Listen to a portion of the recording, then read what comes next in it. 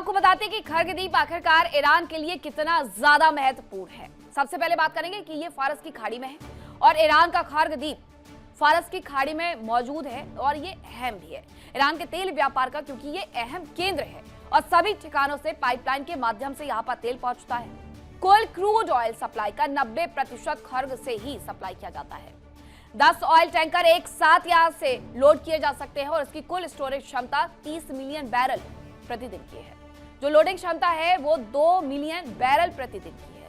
तो ये खर्गदीप के बारे में है और इसीलिए अमेरिका की निगाहें इस पर टिकी हुई है कि वो किसी तरीके से यहाँ पर कब्जा कर ले।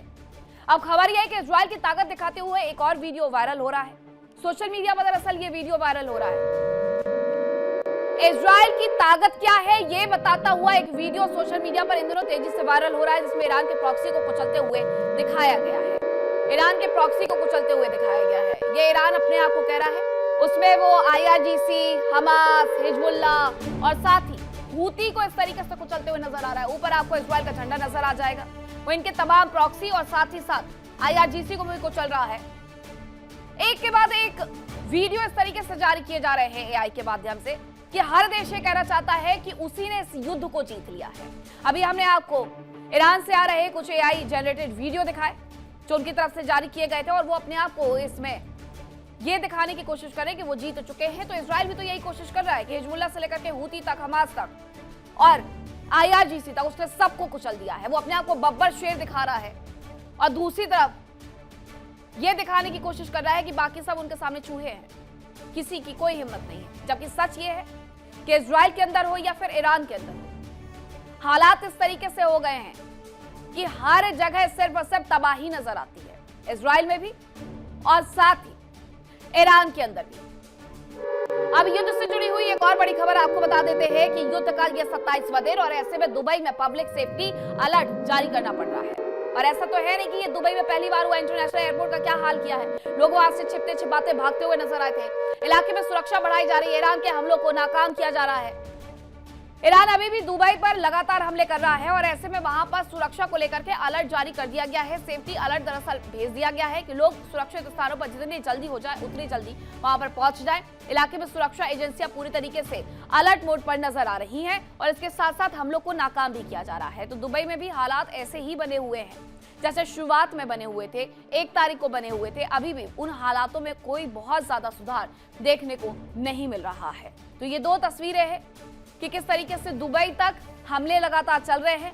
इजराइल कह रहा है कि वो जीत चुका है इस AI जनरेटेड वीडियो के माध्यम से और ईरान भी यही कह रहा है कि हम जीत चुके हैं, जो उसकी तरफ से AI जनरेटेड वीडियो जारी किए जा रहे हैं। लेकिन दूसरी खबर यह भी है कि अमेरिका फिलहाल जंग में फंसा हुआ नजर आ रहा है और वो चाह करके भी इससे निकल नहीं पा रहा है, क्योंकि अमेरिका ना तो अपनी जीत का ऐलान कर सकता है और ना ही जंग से पीछे हट सकता है और जंग में आगे बढ़ना उसके लिए मुसीबत भरा साबित हो रहा है। और हम ऐसा क्यों कह रहे हैं, इस रिपोर्ट के माध्यम से समझिए। 28 फरवरी से शुरू हुई अमेरिका और ईरान की जंग में अब तक ईरान पर बेहद भीषण हमले किए गए। ईरान में 9000 से ज्यादा ठिकानों को तबाह कर दिया गया। ईरान के मिसाइल ठिकाने, सैन्य अड्डों और सत्ता के लिए अहम केंद्रों पर बमबारी की गई।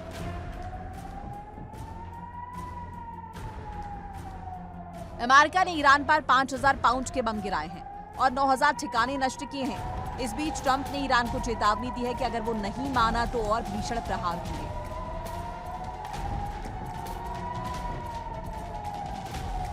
मिडिल ईस्ट में 28 फरवरी से जंग का आगाज हुआ है। शुरुआती दौर में अयातुल्ला अली खामने की जान गई और उसके बाद से ही दोनों ओर से हमले दिन ब दिन बढ़ते जा रहे हैं। ईरान युद्ध को लेकर व्हाइट हाउस की सचिव कैरोलिन लेविट ने एक बड़ा स्टेटमेंट दिया है।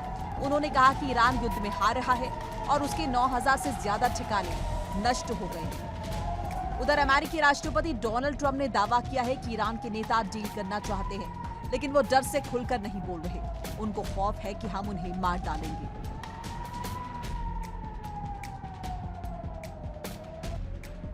राष्ट्रपति ट्रंप ने ईरान को धमकी देते हुए कहा कि अगर ईरान ने हार नहीं मानी तो भीषण प्रहार किया जाएगा। अमेरिकी राष्ट्रपति ट्रंप ने यह भी कहा कि अमेरिका ने आज तक 8 युद्ध जीते हैं। लोग अक्सर ये बात भूल जाते हैं कि अमेरिका एक और युद्ध जीत रहा है। ट्रंप का दावा है कि ईरान समझौते के लिए बेताब है, लेकिन वो स्वीकार करना नहीं चाहता। ईरान को डर है कि अमेरिका उसे खत्म कर देगा।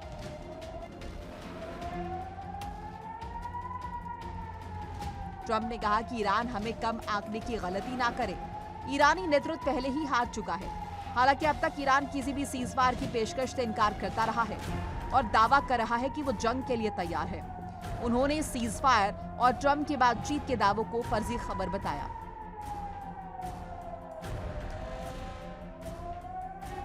ये जंग भीषण होती जा रही है और इसका अंत नजर नहीं आ रहा। इस बीच व्हाइट हाउस का दावा है कि शुरू से ही राष्ट्रपति ट्रंप और अमेरिकी सेना ने अनुमान लगाया था कि इस महत्वपूर्ण मिशन को पूरा करने में तकरीबन 4 से 6 हफ्ते लगेंगे। अब तक अमेरिकी सेना का प्रदर्शन शानदार रहा है।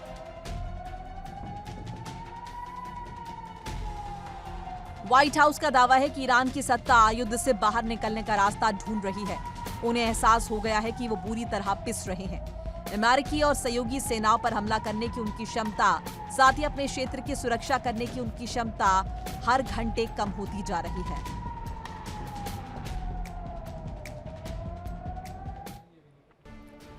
रूस को लेकर के अक्सर ये खबरें आती रहती है कि ईरान को वो मदद कर रहा है और एक बार फिर से यही जानकारी मिल रही है कि रूस ईरान को मदद कर रहा है। और ये पश्चिमी मीडिया के हवाले से जानकारी है कि ईरान को ड्रोन सप्लाई की जा रही है और ये रूस की तरफ से की जा रही है, क्योंकि रूस ने पहले ही इस युद्ध की शुरुआत के पहले ही जब बातचीत की टेबल सजी हुई थी तब उसने Mi-28 भेज दिए थे और वो ड्रोन भी सप्लाई कर रहा है। और उसकी वजह यह है कि रूस यूक्रेन युद्ध में रशिया को सबसे ज्यादा अगर किसी की तरफ से ड्रोन सौंपे गए तो वो ईरान की तरफ से सौंपे गए थे, शायद 136, और अब बारी रशिया की है, इसलिए रशिया उनकी मदद करते हुए नजर आ रहा है।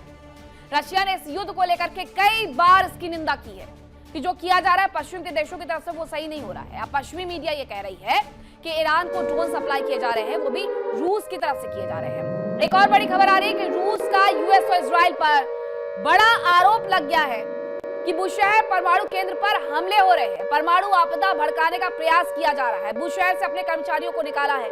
रशिया की तरफ से यह बड़ा दावा दरअसल किया गया है। रूस ने यूएस और इजराइल पर कहा है कि बुशहर परमाणु केंद्र पर हमले किए जा रहे हैं और इसकी वजह से हमें वहां से अपने कर्मचारियों को निकालना पड़ रहा है। ये जरा तस्वीरें आपको दिखा दें कि ये तस्वीरें ये बताती है कि पिछले साल जब नतांज इस्फहान पर हमले किए गए थे तो वहां पर हालात क्या हो गए थे, और इस बार भी रशिया यही कह रहा है कि एक बार फिर से परमाणु केंद्रों को निशाना बनाया जा रहा है। बुशहर में खास तौर पर से ये परमाणु आपदा भड़काने का प्रयास कर रहे हैं, यानी कि अमेरिका और इजराइल, और इस वजह से रशिया कह रहा है कि हम अपने कर्मचारियों को वहां से बाहर निकाल रहे हैं। अब ये दो जानकारियां हैं इस युद्ध से जुड़ी हुई कि हर तरफ ये खबरें हैं, हर तरफ ये जानकारी है कि रशिया पूरे तरीके से ईरान के साथ खड़ा हुआ है। हालांकि वो पहले से खड़ा हुआ है, युद्ध की शुरुआत के पहले से दोनों ही पक्के दोस्त हैं। लेकिन जब ये सब कुछ शुरू हुआ है तो रशिया की तरफ से ड्रोन सप्लाई की जा रही है, ये दावा है पश्चिमी मीडिया का। एक खबर ये भी है कि रशिया कह रहा है कि बुशहर परमाणु केंद्र पर हमले किए जा रहे हैं, जिसकी वजह से उसे अपने कर्मचारियों को वहां से निकालना पड़ा है। अब आइए आपको बताते हैं अरब जगत में लगी इस आग का दुनिया पर क्या असर हो रहा है और कहां तक किन किन देशों में इसकी वजह से महंगाई का बम फूट रहा है।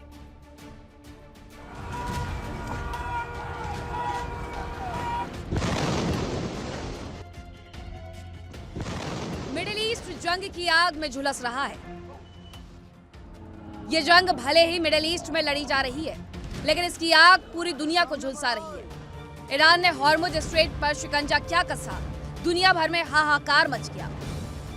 कई देशों में हालात लॉकडाउन जैसे हो गए। हॉर्मुज स्ट्रेट पर अमेरिका बहुत ज्यादा निर्भर नहीं है। इसके बावजूद जंग की आग से सुपर पावर खुद भी नहीं बच सका। अमेरिका में पेट्रोल की कीमत $3.75 प्रति गैलन के पार पहुंच गई है और आने वाले महीनों में 4.3 से $4.5 प्रति गैलन तक पहुंचने की आशंका है। अमेरिका के लिए ये जंग ऐसे समय में आई है जब उसकी अर्थव्यवस्था पहले से ही टैरिफ, महंगाई और बढ़ती बेरोजगारी जैसी समस्या से जूझ रही है। जंग की आग में सबसे ज्यादा एशिया के देश झुलस रहे हैं, क्योंकि वो अपनी तेल और गैस की अधिकतर सप्लाई के लिए हॉर्मुज स्ट्रेट पर निर्भर है। फिलीपींस एशिया का पहला देश बन गया है जहां जंग की वजह से ऊर्जा आपातकाल लगा दिया गया। फिलीपींस में पेट्रोल की कीमत 90 पैसों प्रति लीटर के पार जा चुकी है। ये युद्ध से पहले के मुकाबले लगभग 200% की बढ़ोतरी है।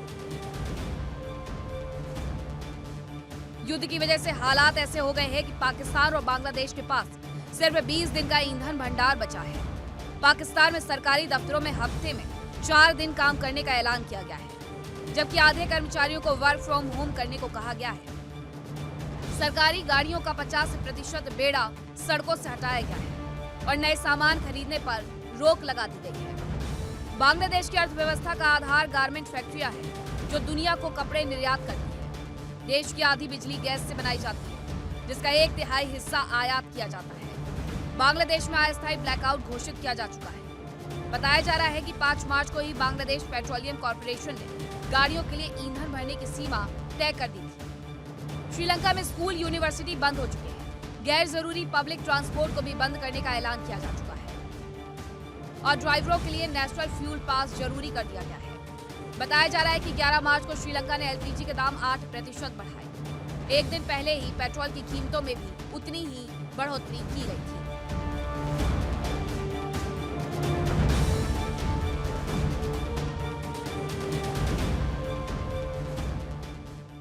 देखिए इंडिया डेली 24/7 अब आपकी स्मार्ट टीवी पर। इंडिया डेली मौजूद है सभी डिजिटल प्लेटफॉर्म पर लाइव और लगातार। इंडिया डेली 24/7 हर दिन राष्ट्र को समर्पित।